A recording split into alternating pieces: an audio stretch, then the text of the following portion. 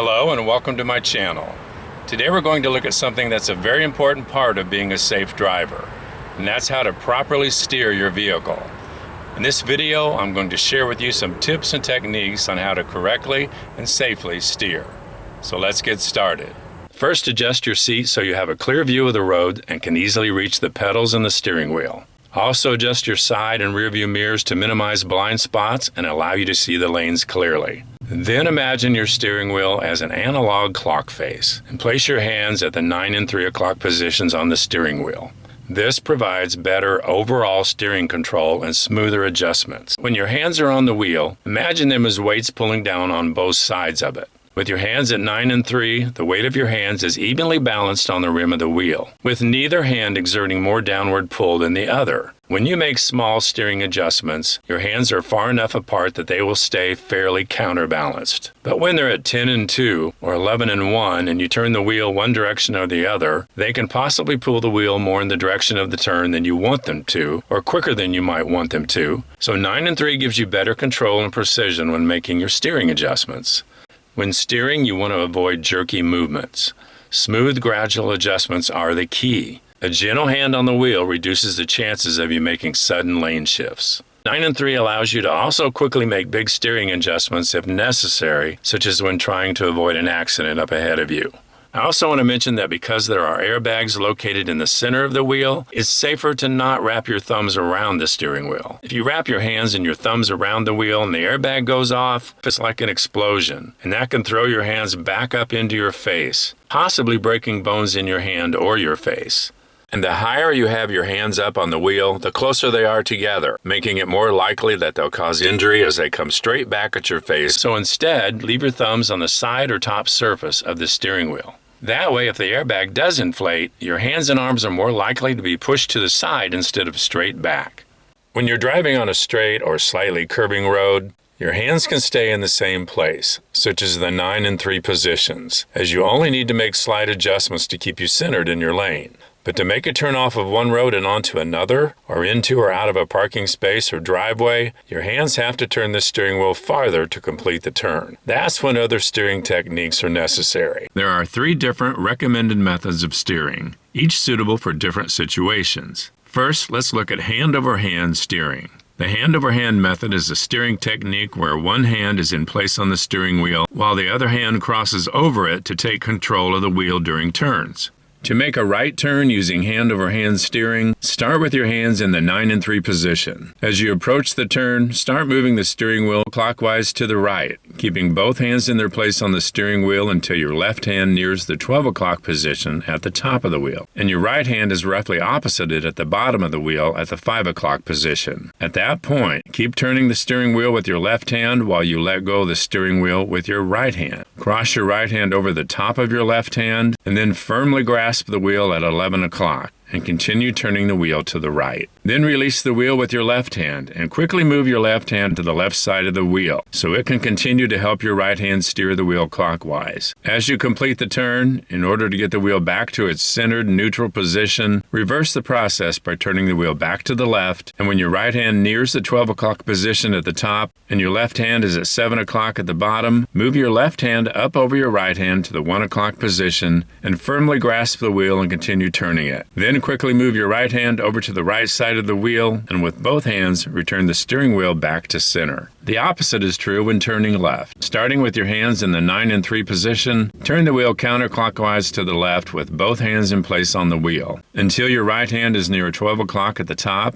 and your left hand is roughly opposite it on the bottom at 7 o'clock. Keep turning the wheel with your right hand and then move your left hand over your right hand to the 1 o'clock position and firmly grasp the wheel, pulling it to the left. Once your left hand has a firm grip, then quickly move your right hand over to the right side of the wheel to help with the turn. As you complete the turn, reverse the process to center the wheel. So, when is it best to use hand-over-hand steering? Hand-over-hand steering is very useful when you're maneuvering at slow speeds. It's great for making tight, quick turns. For example, when pulling into a parking spot, an alley, or a driveway, when navigating around obstacles, doing a U-turn, steering through a skid, or quickly exiting a roadway onto a side street. Basically, any situation where you need to make quick steering movements and still maintain good control over the steering wheel. On the negative side, the hand-over-hand method is more likely to cause injury if you're involved in an accident and the airbag goes off at just the moment when you're switching hands from one side to the other over the middle of the wheel. Hand-over-hand method also does cause you to take one hand off the wheel momentarily in the process, and it doesn't allow for quite as precise steering movements as the next steering method. And that next method is called push-pull steering. It's also known as hand-to-hand or shuffle steering. In push-pull steering, the driver is constantly feeding the steering wheel through both their hands, with the left hand always staying on the left half of the wheel and the right hand always staying on the right half. Your hands never meet or cross over each other, and both hands stay on the wheel at all times. If you start with your hands at the 9 and 3 position, in order to complete a right turn with this method, the right hand pulls the steering wheel down to the right in the direction of the turn, while the left hand on the opposite side of the wheel slides loosely down the left side of the wheel to get into position to take over.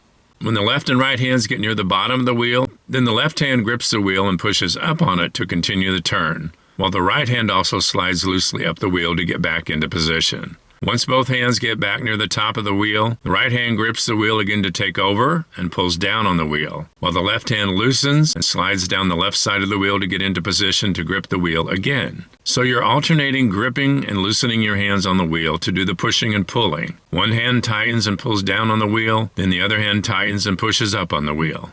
And they both go up at the same time, and then they both go down at the same time. When using this technique, your hands will move closer together and then further apart, but will never cross over each other. If your turn is going to be a sharper one or you need to make it quicker, it can help to start with your hand higher up near the top of the steering wheel to get more leverage. In other words, if turning left, start with your left hand higher up on the wheel. If turning right, then start with your right hand higher up on the wheel. The push-pull method also has some pros and cons. On the positive side, the push-pull method is straightforward and easy to understand. It allows for smooth and continuous control of the steering wheel, which is great for highway driving and maintaining travel in a straight line. It also makes lane changes and gradual turns easy to perform. Since your hands never cross over the center, there is much less chance of injury if the airbag goes off. It is the safest steering method, since both hands never leave the steering wheel, and it allows for the most precise steering adjustments. And on the negative side, the push-pull method may provide less leverage compared to the hand-over-hand method, especially in situations that require quick and forceful steering inputs. You'll have limited control in extreme turns. Hand-over-hand and push-pull steering are the main methods for controlling your vehicle, and sometimes you can even end up using a combination of the two methods. For instance, you might steer hand over hand making a quick turn off of a main road onto a side road. But once you're turned and moving at a slower speed, you can finish the turn using push-pull steering. The last method of steering we want to look at is the one-handed method.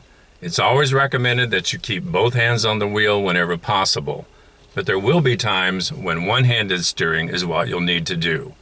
For instance, when you're trying to adjust controls inside your vehicle, such as headlights, windshield wipers, temperature controls, hazard lights, or the gear shift on cars with a manual transmission. In these cases, if your right hand is off the wheel, keep your left hand around the 8 or 9 o'clock position. And if your left hand is off the wheel, keep your right hand at about the 3 or 4 o'clock position. Another time when you can use one-handed steering is when you're backing up.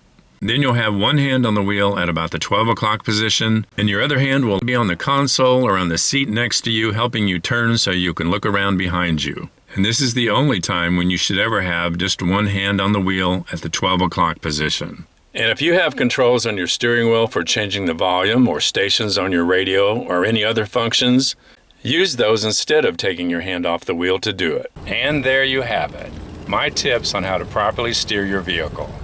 And if you have any suggestions, comments, tips of your own, or corrections to what I've said even, please leave those in the comment section below. I'd really like to see what you have to say. And thanks for watching. Have a great day. And as always, drive safe.